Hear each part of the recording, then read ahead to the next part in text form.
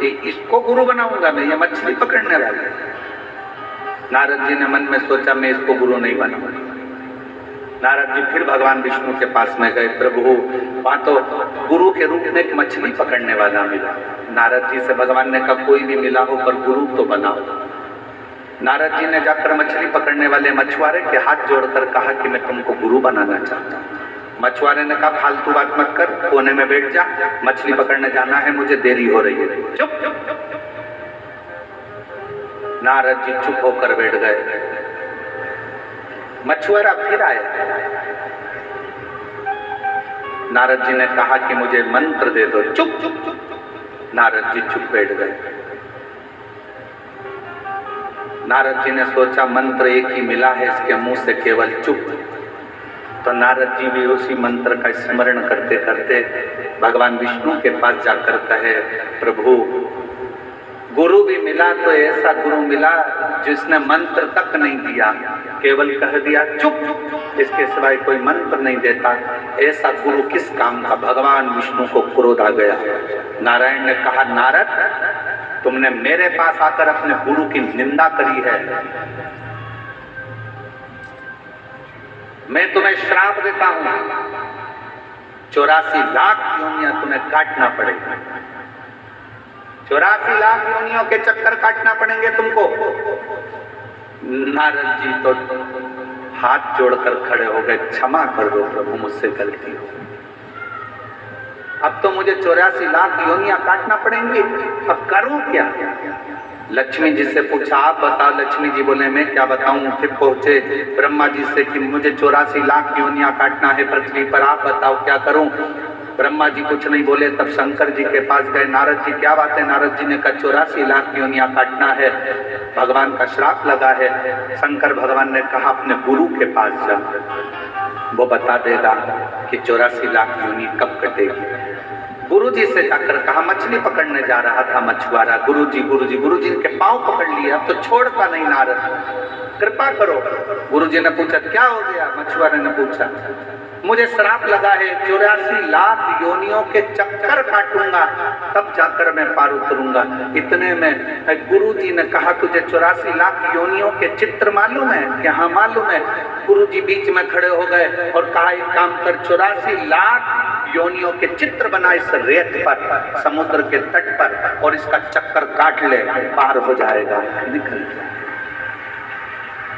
मछली पकड़ने वाले मछुआरे ने 84 लाख योनियों के फोटो बनवाकर नारद जी से उसका चक्कर कटवा दिया।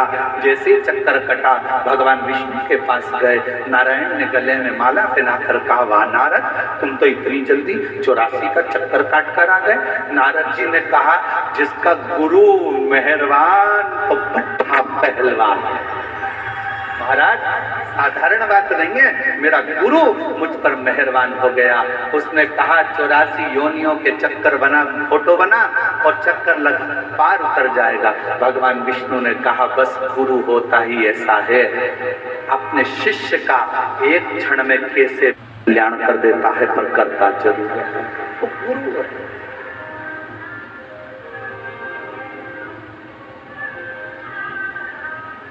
महाराज इसीलिए शास्त्र कहता ओम कहने से तर जाए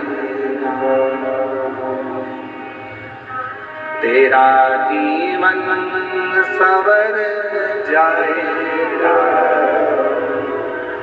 ओम कहने से तर तेरा जीवन सवर जाएगा। आप अपने मुख से जो उच्चारण करते हैं, आप अपने मुख से जो स्मरण करते हैं, आप अपने मुख से जो नाम जाप करते हैं, वो नाम जाप एक ना एक दिन आपको आपकी मंजिल तक पहुंचा देगा।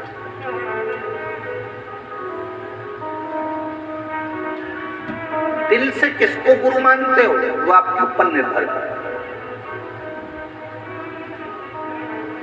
जरूरी नहीं कि आप उसके सामने पहुंचोगे। एक लब्बे जैसा भी इसने हो सकता है कि गुरु के सामने नहीं पहुंचे तो भी गुरु का भाव उत्पन्न करे।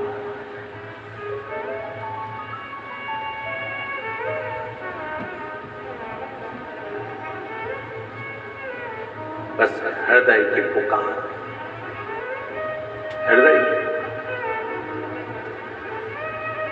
जरूरी नहीं कि कहीं आपको गुरु को ढूंढने जाना पड़े, जरूरी यह है कि अपना दिल कहाँ राजी होता है, कौन है जिसके शब्द हमारे हृदय में पहुंच जाए और हमें भगवान से मिला दे, बस वो।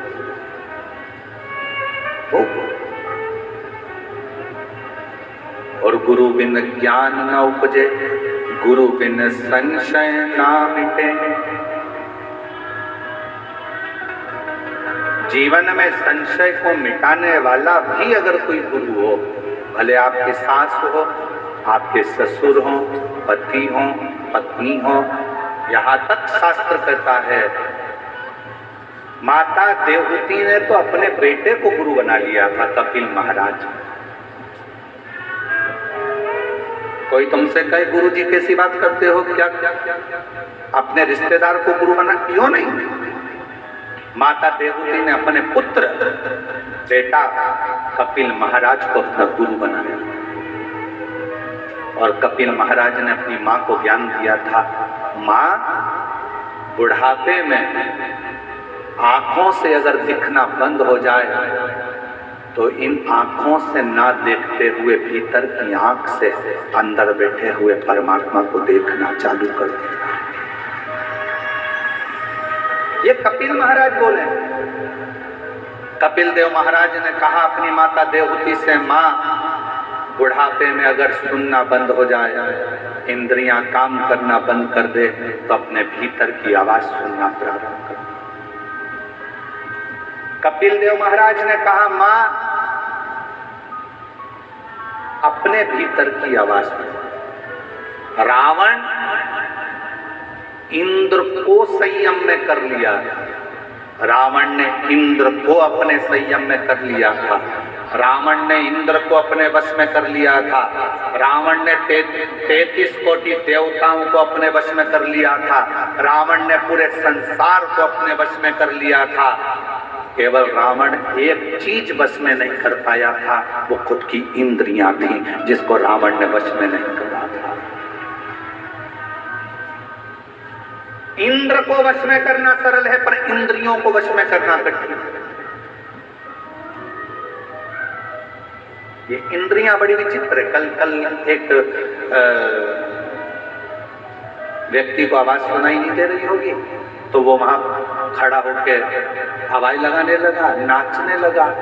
तो एक खड़े होकर उसको देखने लगा, दूसरा खड़ा होकर उसको देखने लगा, तीसरा खड़ा होकर उसको देखने लगा, चौथा खड़ा होकर उसको देखने लगा। थोड़ी देर बाद देखा तो पूरा पंडाल उसको देखने लगा। फिर मालूम पड़े ये भी देखने लगे, फिर मालूम पड़े उधर के भी देखने, फिर उधर कोई चिल्लाया, वो नाच रहा था, पुलिस वाले उसको बिठा रहे थे, काय को नाच रहा है भैया, कथा चल रही है, जब नाचने का समय है तब नाचना। वो तो नाचने लगा, तो उधर के लोग खड़े हो गए, फिर इधर के लोग उधर देखने लगे, फिर उधर के उधर देखने लगे। जरा विचार करो, अपनी इंद्रियां, ये नेत्र, ये जिह्वा, ये श्रवण, ये मन, अपनी इंद्रियां अपने संयम में नहीं हो पा रही, तो हम परमात्मा को कैसे देख पाएंगे? रावण इंद्र को अपने काबू में कर लेता, अपने कब्जे में।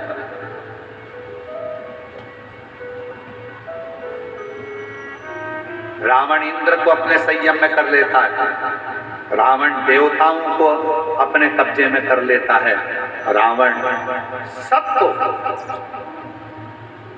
अपने अधीन कर लेता है।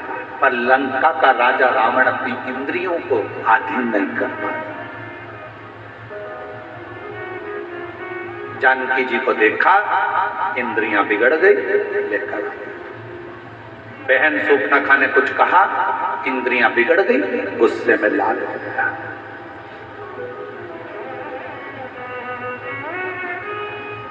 इन इंद्रियों को साधना कितना कठिन।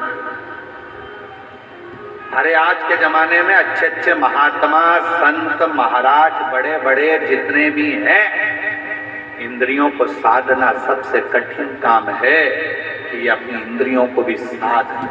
और इंद्रियों को साधने का सबसे सुंदर अगर कोई तरीका है, आज कलयुग में, कलिकाल में, अगर इंद्रियों को साधने का सबसे सुंदर तरीका है रावण भी उस तरीके को जान चुका था।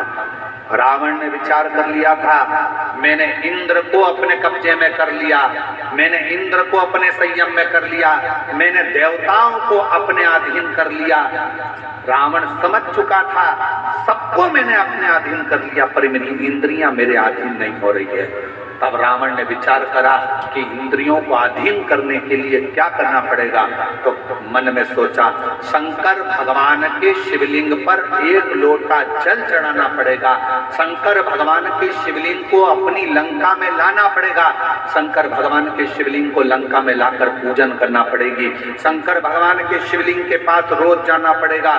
जब शंकर भगवान को अपन 1 लोटा जल चढ़ाएंगे, शिव जी की आराधना करेंगे, तो इंद्रियां संयम में हो जाएगी। रावण को उसी समय सूचना मिली कि शिव लाना है। रावण चले गए कैलाश, शंकर भगवान से शिवलिंग मांगा, लेकर चल दिए। शंकर जी ने सोचा इंद्र काबू में हो गया चलेगा, देवता इसके काबू में हो गए चलेगा, पर इसकी इंद्रियां मुझे काबू में नहीं करना है। तो शंकर भगवान का शिवलिंग लाते लाते